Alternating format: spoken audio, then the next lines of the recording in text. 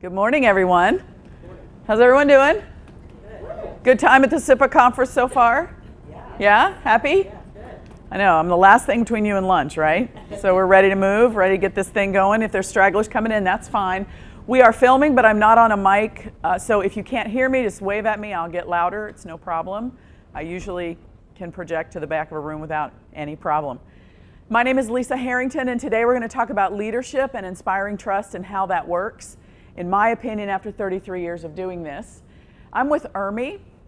Does everybody know IRMI? No, we're new here, so I didn't expect that. IRMI makes life easier for people who are buying and selling insurance.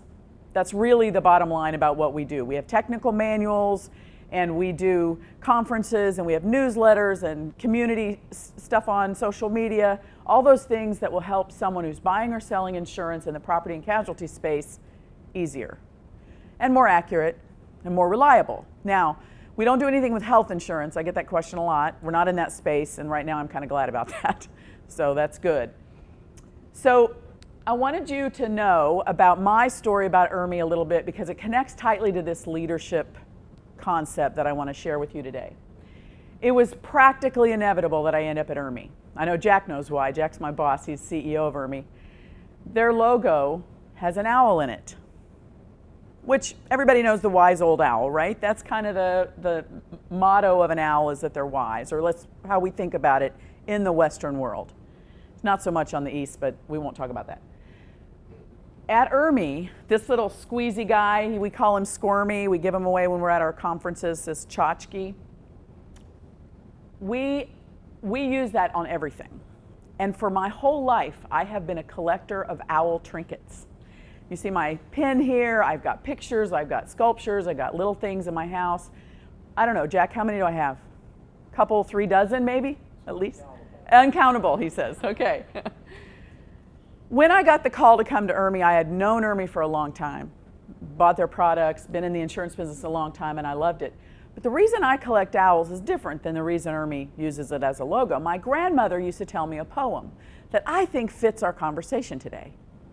The poem goes like this: a wise old owl sat in an oak. The more he saw, the less he spoke. The less he spoke, the more he heard. Why can't we all be like that wise old bird? Has anybody ever heard that before? Couple of you? It comes from Punch and Judy in the mid-1800s in England. And it carried, my grandmother was English, and it carried over, and it's just something she said to me so often. Obviously, I've got it memorized many years later, because she told me when I was a little girl. And that story will connect to the message that I want to share with you today. But before we get into that, I want to talk about why I wrote my book around this subject of animals. Besides just that I love animals, and I've had over 20 of them in my lifetime as an adult, everyone seems to connect to the idea of having a pet. In fact, 88% of Americans have had a pet. 74% of Americans have had 2 pets at the same time. Now think about that. That's huge numbers. So when I was deciding how to write my book about leadership, I got some great advice. Start with something you know. And I know animals. Had lots of them. You're going to meet some of them today. So I wrote these leadership stories around the idea of lessons that animals have taught me. I thought it would make a more fun presentation. It's an easy read in the book. And if you buy one today, all of the proceeds go to an animal shelter in Dallas that I support. We would have given the proceeds to a SIIA charity of some kind, but they don't have one that they're connected to, so they offered that for me to put it towards the animal shelter. So let's do a quick survey. If you don't mind, stand up for me just for a minute.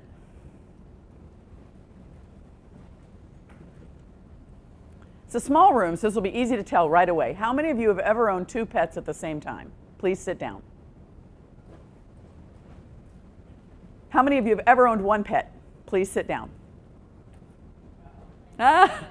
So here's our 12%, right? 12% have never had a pet. But what we know about animals is that, and you can sit, sorry. Just don't make me stand here. No. We know that animals can lower your blood pressure. If you're petting a cat, it lowers your blood pressure. It lowers your cholesterol. If you walk a dog, you lose weight and you lower all those bad numbers the doctors talk about. having a pet has been proven to help you live a longer life. So that's something to think about if you ever want to. I have a child who is highly allergic. There you go. You can't do anything about that, can you? I've had goldfish. I'm sorry, I didn't realize that counted. Goldfish counts, so there you go. We have the whole room had a pet at some point or another. That's great. So we're going to put this gentleman on the spot. Have you ever had a pet, sir? I have. He has. So now it's the whole room. So you can see why there may be a connection to pets. Now, as far as the poem goes, though, we're supposed to be talking about inspiring trust in our employees. How does Grandma's poem fit? What do you think? Listening. Sure, God gave us 2 ears and 1 mouth. Listen twice as much as you talk. Tough for me, I'm a talker, but it's a lesson that I try to keep in mind all the time. Grandma Jean's poem talks about listening, and the first thing to building trust is communication. We have to communicate with each other. You can't trust somebody if you can't talk to them. So that's one of the first basics, and we'll get into a little bit more about that. This is Zeke. Now, Zeke was a dog that looked like a puppy even when he was an adult. Those are the fun ones, right? He looked like a miniature baby shepherd his whole life. And he only lived to be 3. He was a dog that someone found on the side of the road, and we ended up with him because I'm a softie when it comes to that. And Zeke had a way of sticking close. He had a way, my husband would say he wallers. He'd jump up on the couch and he'd spread himself at 65 pounds between the two of us across our laps. He loved to stay close. And one of the lessons from Zeke is just to stay close to your staff. Now, we don't want to be inappropriate. Just got to say that, got to make that disclaimer. But staying close means knowing what they're going through, letting them understand that you want to listen, that you want to have that communication. And it also means we have to pay attention to how much time we're spending between the good employees and the bad ones. Everybody in the room has a bad employee, don't raise your hand, but everybody in the room has one of those that they constantly have to manage. They have to watch them closely, that probably someday they'll have to let them go. And we have a tendency, maybe as parents too, I'm not a parent, but I've heard of this, to spend the time on the kids or the employees that need more attention because they're not doing well. This is out of balance in my opinion. I've made this mistake myself. Your good employees, your people that are the most productive need more of your time, not less. You want to chase the good stuff. Pay attention to the good work that's being done. Spend time embellishing the work of the good employee, making them a better employee. And if you have to eventually let someone go because they're not doing well, you go through the steps. We all know what they are. You've been to those HR classes already. But be careful that your ratios aren't off. We tend to get sucked into that black hole, and that's one of the things that will cost us the trust of the other employees. We're spending all the times on the ones that seem to be not carrying their weight, right? Does that make sense? You want to know your people well enough that you can lead them, but you don't want to get as personal as Zeke and Yoda are in this picture. The cat is Yoda, and Zeke and Yoda grew up together, and they were intertwined all the time.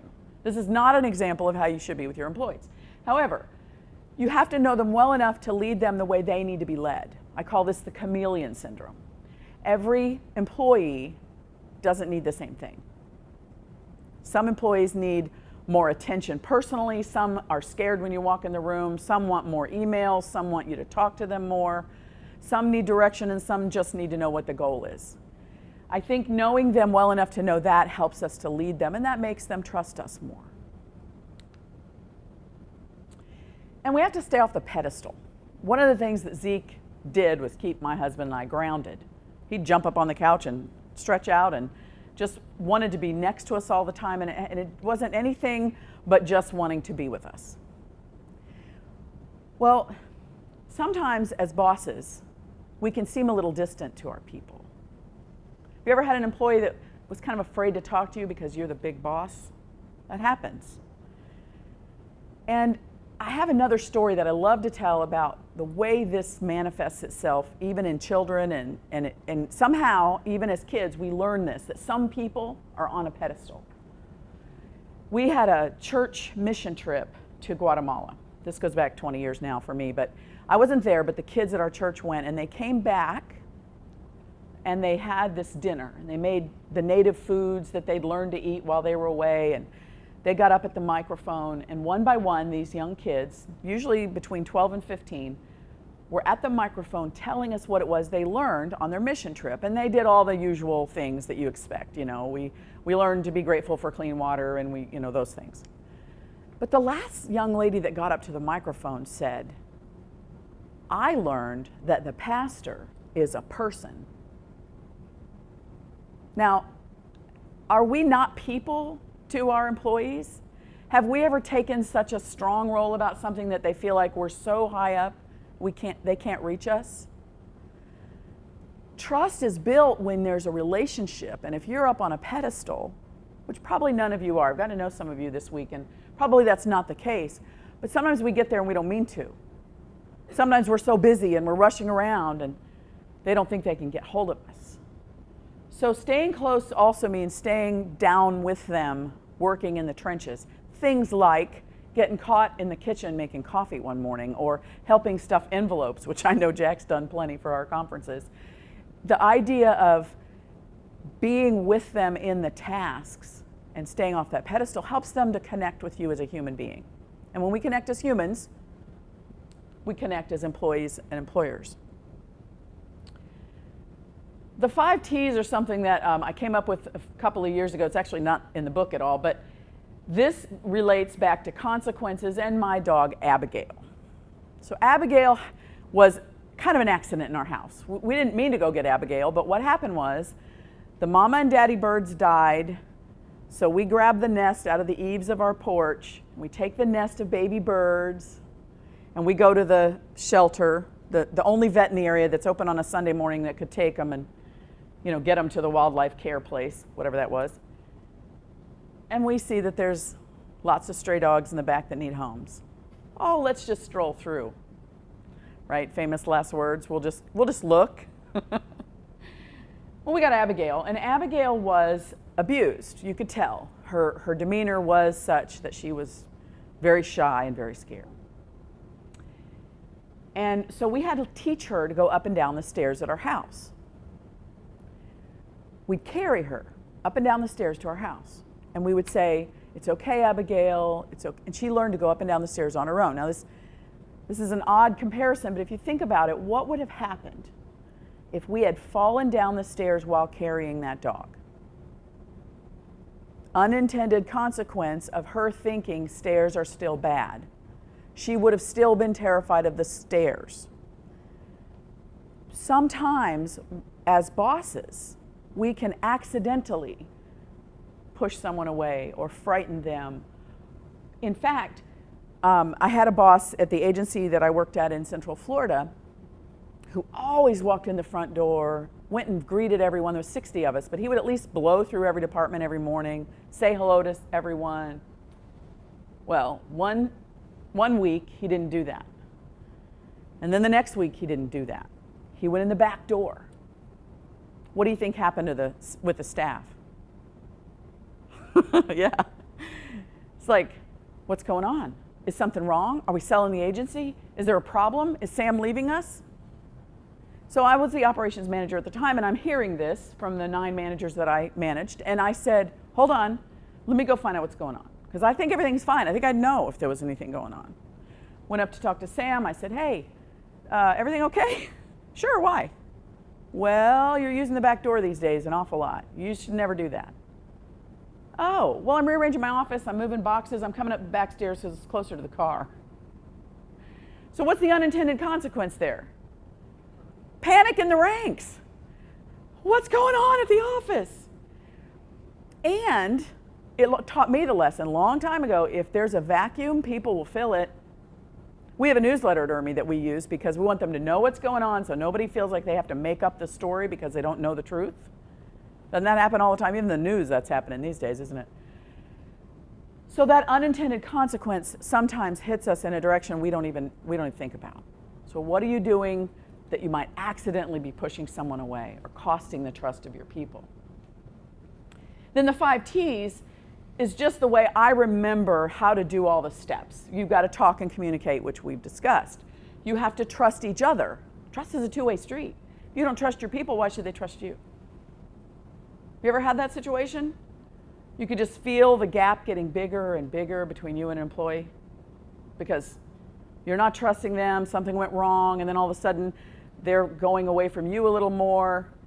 It's hard to fill that gap once it starts. Training is a big deal. Not for this group. I have a feeling you're all sitting here.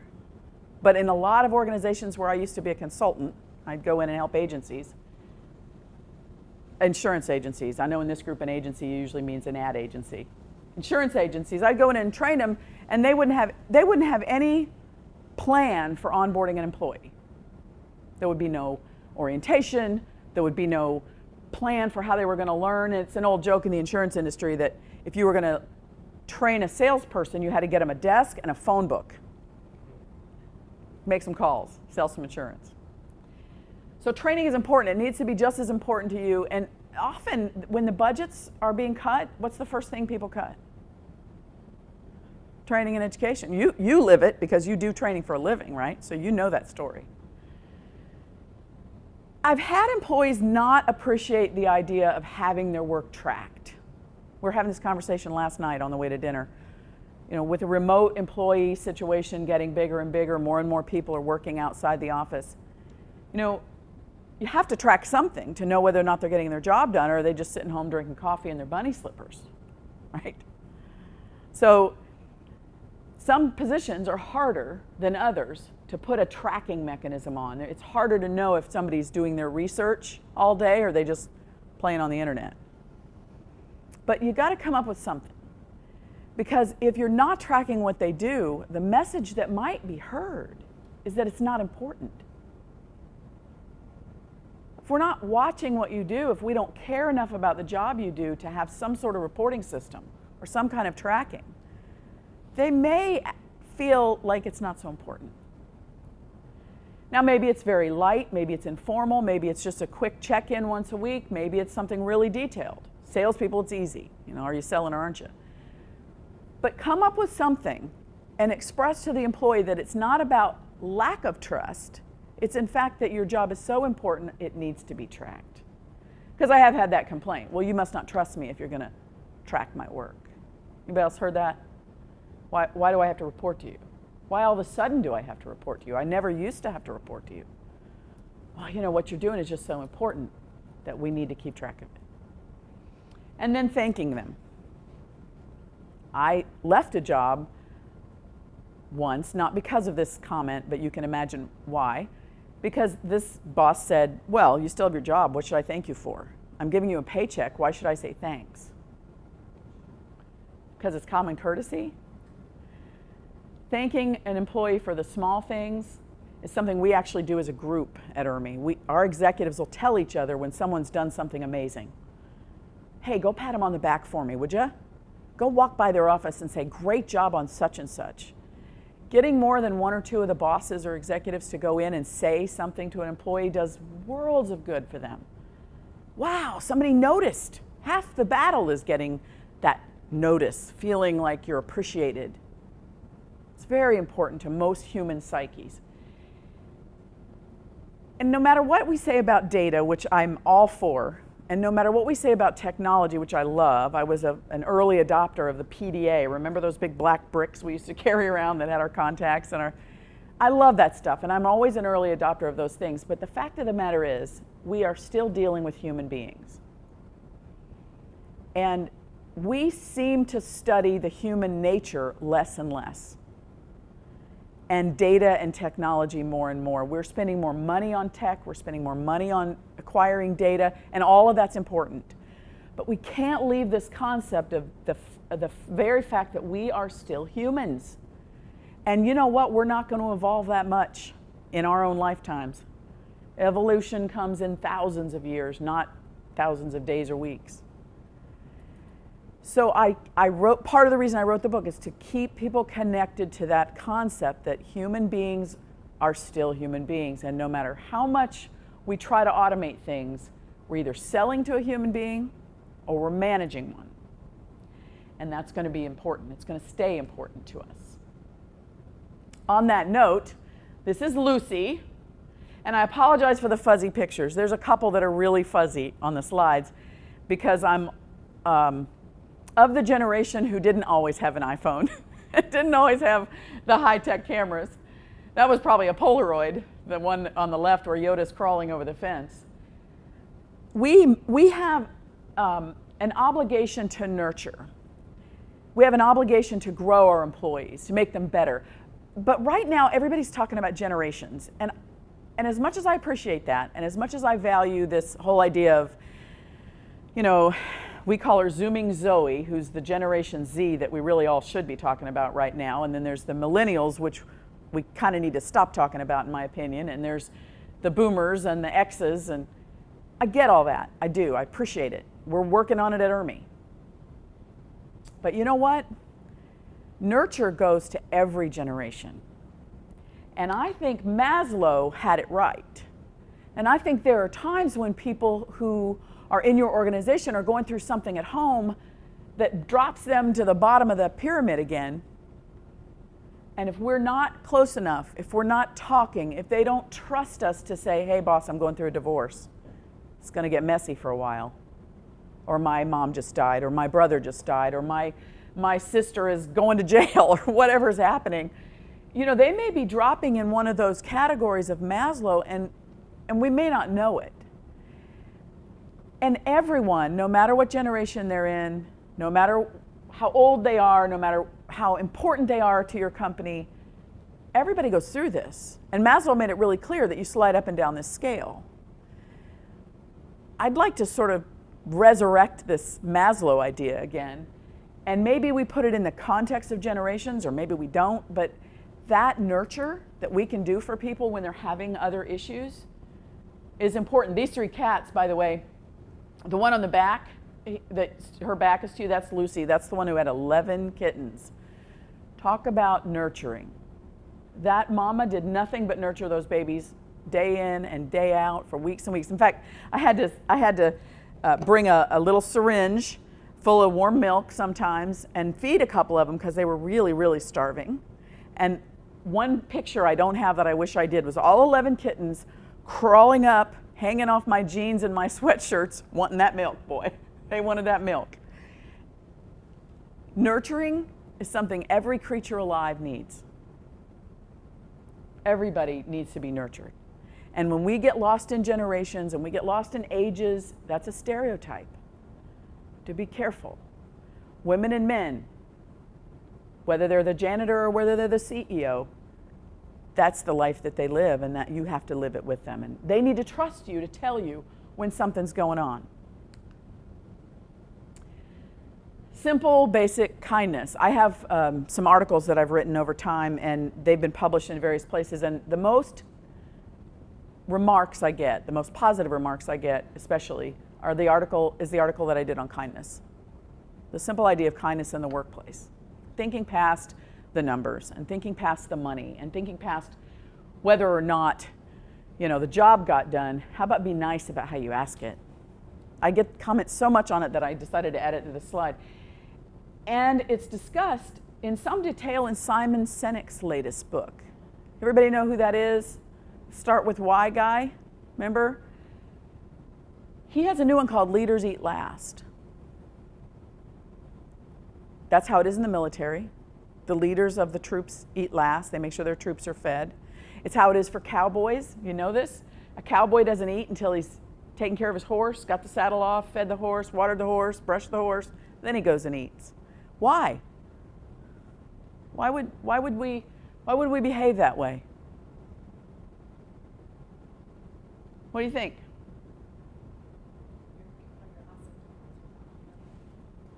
You have to take care of them or they can't take care of you.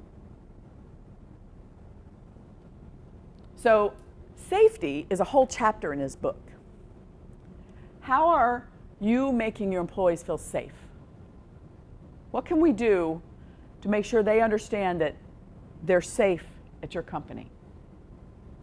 Communication is one. Building trust is one. What else could we do to make them feel safe?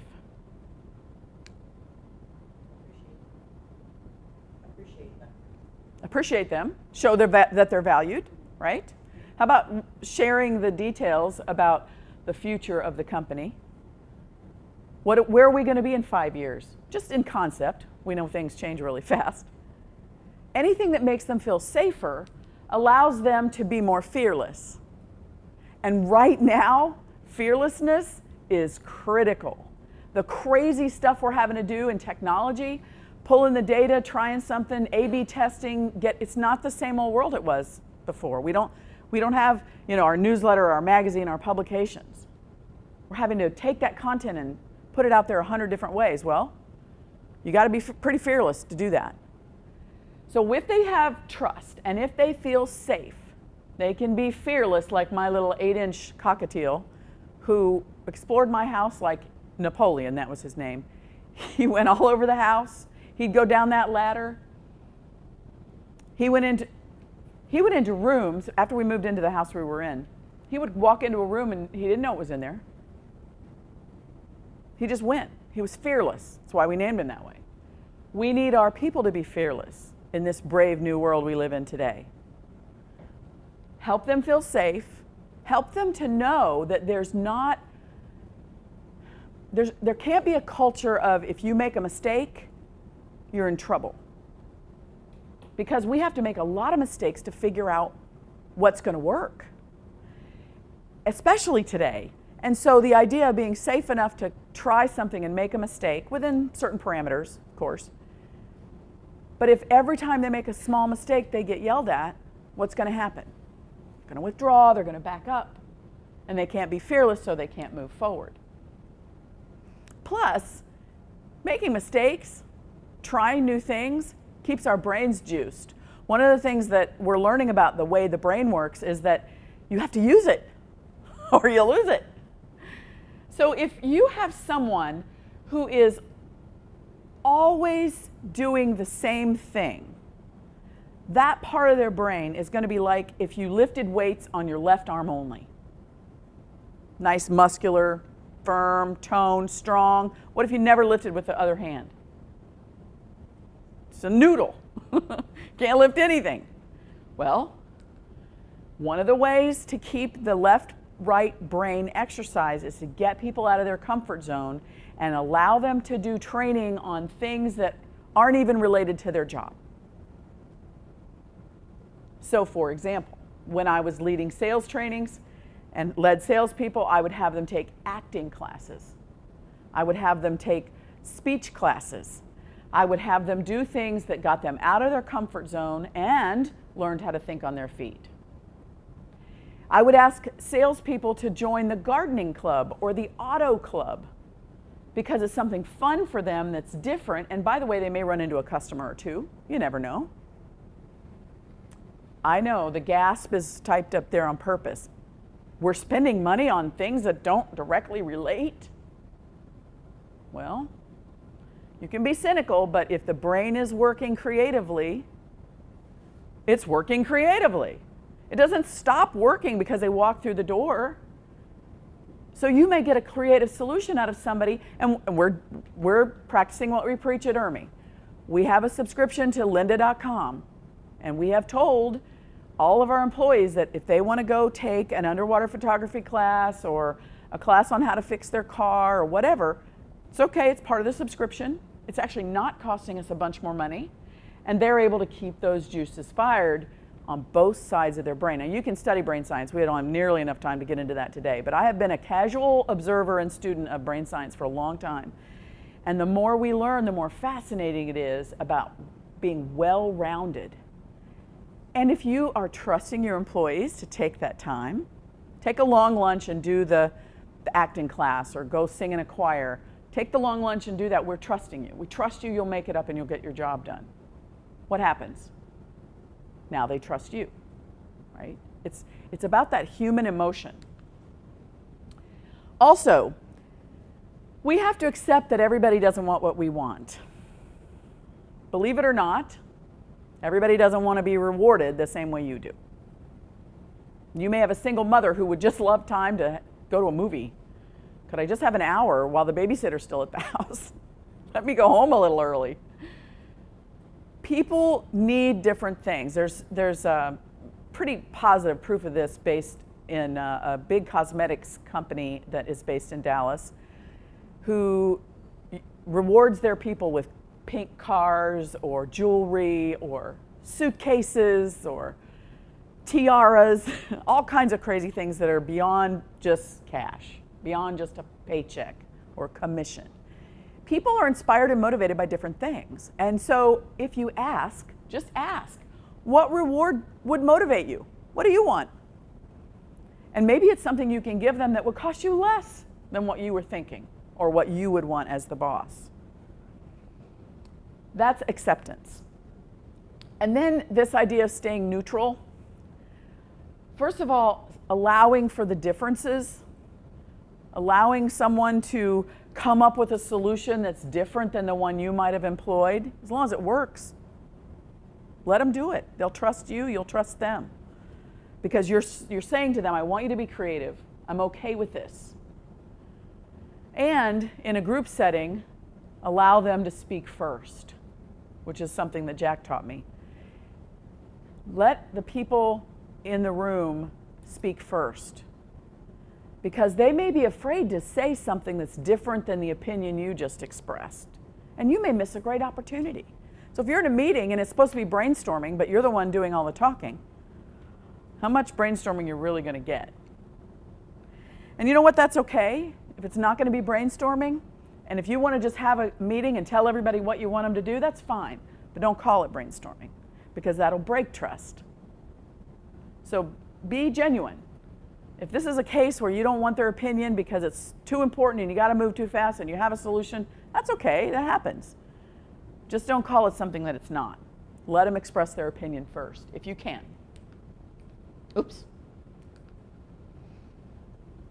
We're trying to create independence, right? We want them to think for themselves.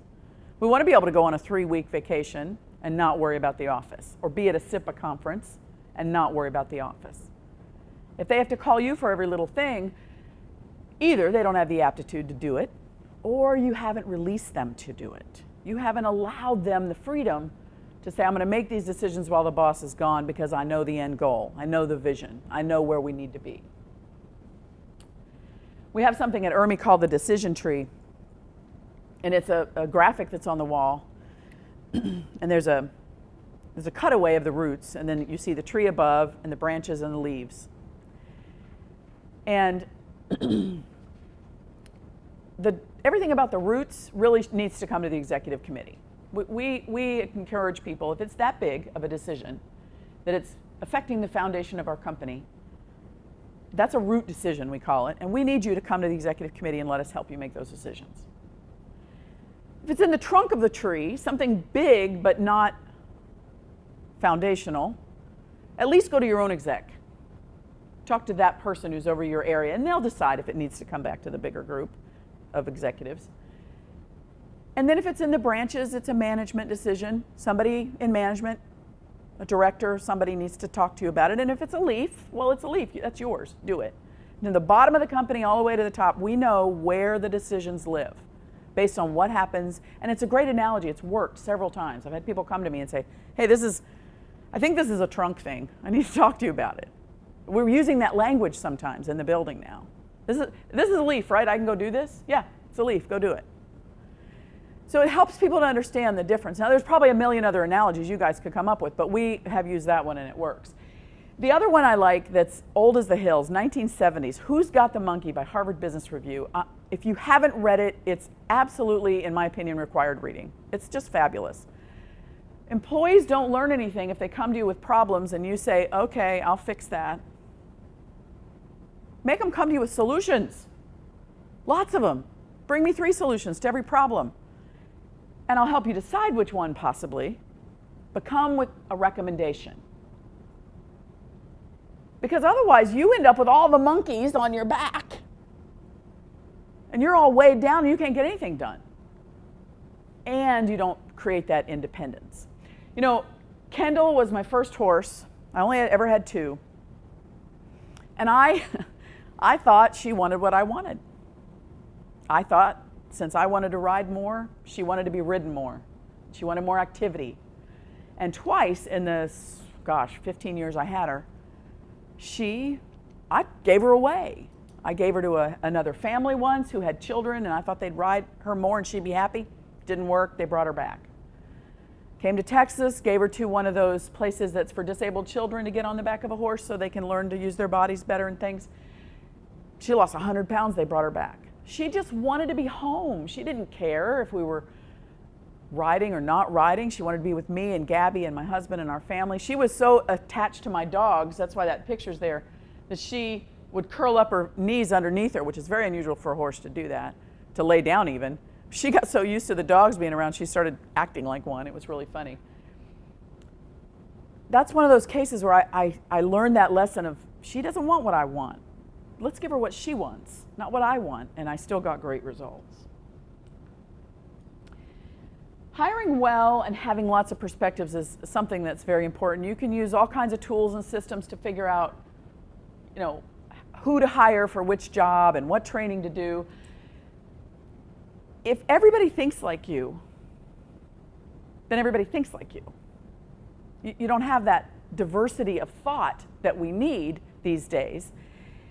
And I know Amanda last year at the BIMS conference, she did a meeting and helped with a class about the difference between editorial mindset and sales and marketing mindset, and how everybody here is seeing that there's a whole different personality on one side of the building than the other, and how you have to collaborate.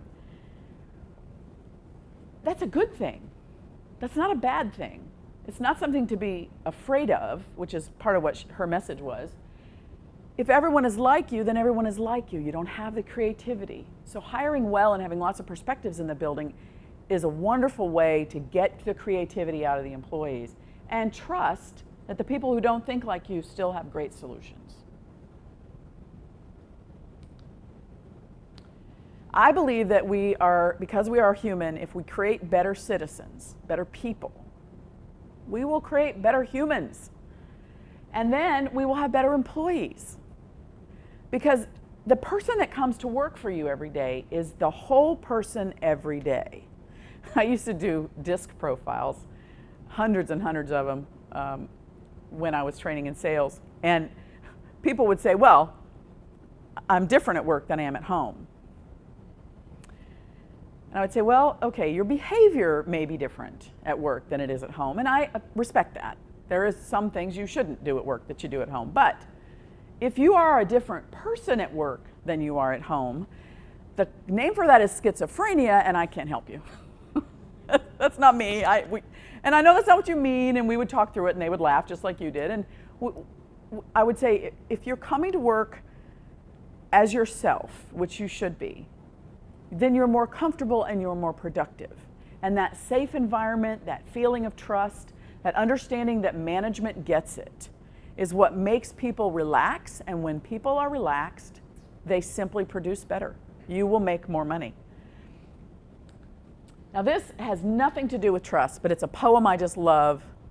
It's in the back of my book, and I thought I would share it with you. It came to me that every time I lose a dog, they take a piece of my heart with them. And every new dog that comes into my life gifts me with a piece of their heart. If I am blessed to live long enough, all the components of my heart will be dog, and I will be as generous and loving as they are. Which is still a message for generous and loving, right? Like we should be as bosses. And before we get into whether or not you guys would like a copy of the book and donate to the shelter, are there any questions? Anything you need to ask me about how something's working that we're trying at ERMI? Yes, ma'am. A lot of questions, I guess. I'm really new to the whole management thing. I was telling Jack before in an earlier session, Yes, Jack. that, we've been very small, and now we're growing very quickly, and I'm going to need to bring people in. And I like that you said that you behave differently at home than at work and things like that. I guess my question is, I feel like, do you really have to nurture your employees? Can we just keep this professional? Yes, you do have to keep it professional. That's a great question. Her question is basically, when you're nurturing, how do you keep it professional, right? Right. How much of that do you have to do? Have to nurture. I mean, I'm questioning the premise that, people are coming to work and they need all their needs fulfilled. I mean, Right. It's work is about work.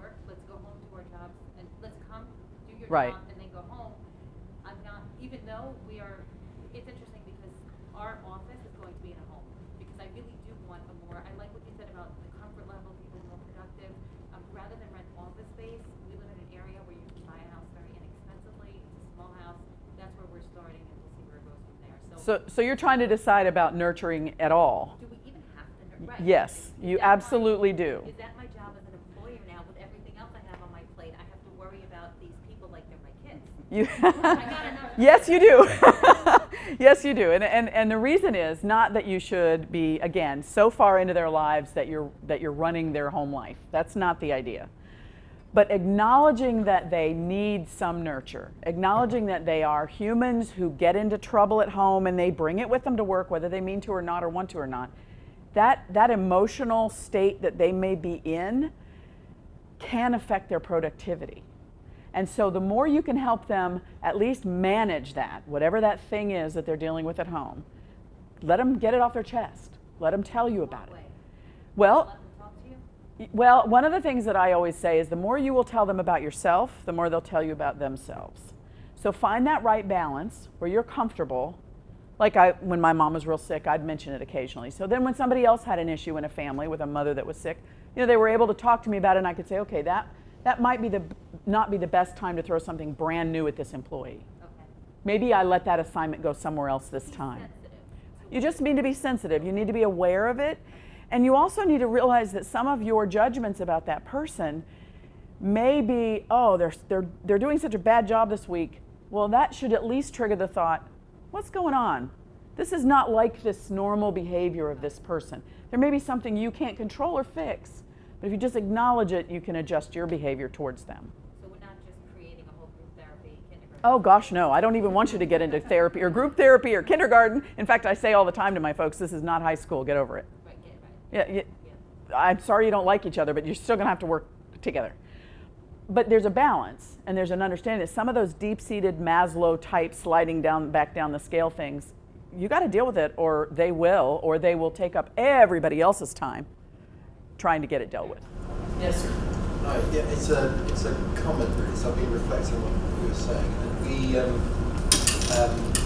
like many businesses, we've been on quite a long journey with an organisation of 5 people. And at that time, when we started, there was a strong sense of nurture, I would say, within the group as a whole. And it's easier when it's small, isn't it? And that's my point, really. And there is there is just a question that's in my mind about expectations, about setting expectations. Because I think in us, and 10 years later, we are 150 people. Okay, that's different.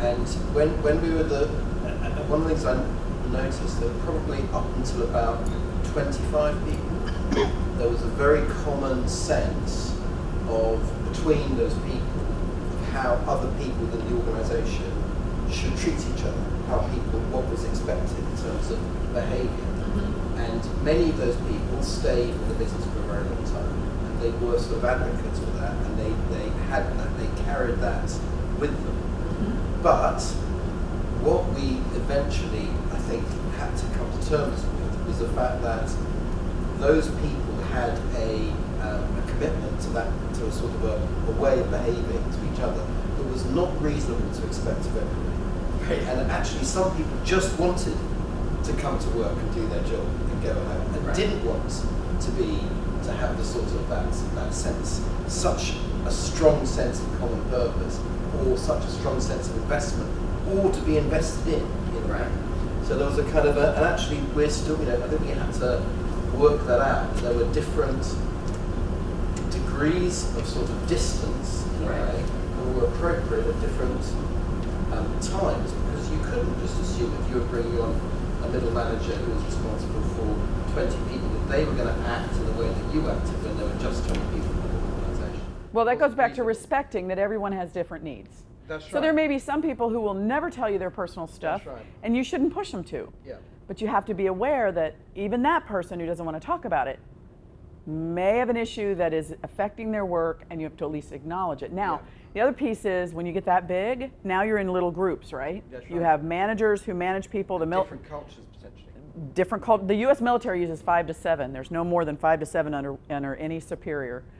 So you may, for example, in my case, I'm an executive and I have 4 directors, and that's my group that I focus on. They focus on their group. So you're also modeling behavior at the top, Absolutely. and they'll adapt that to whatever their group needs. That's the chameleon thing. If your groups aren't too big, and I would suggest that 20 might be too much for any one person to manage. No, that was the whole organization. Well, that's different. If there's a small enough groups, that group can create its own culture. Sure. The other piece I'd like to mention about that's a whole nother class, is building your value statement so that it's very clear to the organization and anyone in it, these are the values that are irrefutable here. So you may or may not adapt them all in the same level or the same way, but there are some things that you either need to be this type of person or we will have to find someone else. And that's the value statement conversation that we don't have time for today. But so I've got like 4 minutes left. What else? So how do you handle social media? You talk about taking the wall down, right? The ability for them to know you, right? You to know them. Right. So your director friends you on Facebook or tries to. I have never asked, first of all, I have never asked an employee to be my friend anywhere on Facebook. Yeah. And that's, I think, a big taboo. If they ask me, I take it. Okay. But I don't have anything on social media that I wouldn't post on television. I do the same thing and I don't post at all. I feel like I have a responsibility as an executive at IRMI to present a certain persona to the world, never mind my employees, representing IRMI and my professionalism. Now, I don't have a need to be somebody different on a personal page, but if you do, make a separate page and only friend those 20 people that are really into motorcycles or whatever it is you're into that you don't want everybody to know about. But I mean, I don't know, but it's the idea of, you are the public face of the company if you're a manager or a director or an executive, and should your page have anything you're ashamed of or wouldn't share, well, then go make a private It's page. just an interesting nuance from a few years ago. It is. Where you wouldn't It's have thought crazy. Anyone would come in and try and find and friend you on Facebook And the younger folks are like, why not? Why wouldn't you be my friend? Right. What's the difference? And okay, but then know that I'm going to see your stuff too, and I warn them about that. We also have a policy about social media. About I take a different approach. I don't have any business contacts as friends on Facebook, whether it's employees or customers or anyone else. Now, I don't put anything on Facebook that would be harmful or whatever if the public saw it, but I do. I mean, sometimes I'll talk about politics, which I do, with my friends, and I only have 30 or 40 friends, and they're family and friends. If I talk about politics, then I don't necessarily want to alienate the customer. Absolutely. that's why I just don't talk about it. But yeah. But, and I don't do a lot of that, but occasionally I will, or some things like that, I just think it's better to have a personal, so it's sort of like what Lisa says, you have a personal page and a business one. Yeah, more or less covered. When people friend me on Facebook, just the opposite, I use LinkedIn. I use That's LinkedIn my on business. social media. Yeah. So I just reply to them. I only have friends and family, close friends and family, friends in Facebook. I use LinkedIn for business. I'm happy to connect with you there. And that's a reasonable answer to that question. I like that. And that works really well. I've never had anybody offended or upset. But do you have that set? So that's your, as CEO, do you have people, is every director, is every EVP on your team following the same policy? Or is it not a policy? So anybody. It's not a policy. See that, and that's where I wonder over time that will you have to ever formalize it? Well, we have a And say policy. no or not, We yeah. have a social media policy, and it suggests Yeah. that you should be careful. Well, we have. We ask for certain behavior on social media. Right. But it's almost unenforceable anyway. But we do ask, Nothing you can do. and there's not a lot we can do about it. But I think, again, we model the behavior. So Yeah. we either don't say yes, or we send them to LinkedIn, or we're Yeah. very careful what we put on social media, and it goes from there. Yeah. Thank you for your attention. If anybody would like to donate money to the shelter, I have the books up front. I'd be glad to. They're $10. I will bring all the money to the shelter where I got my dogs. So, thank you.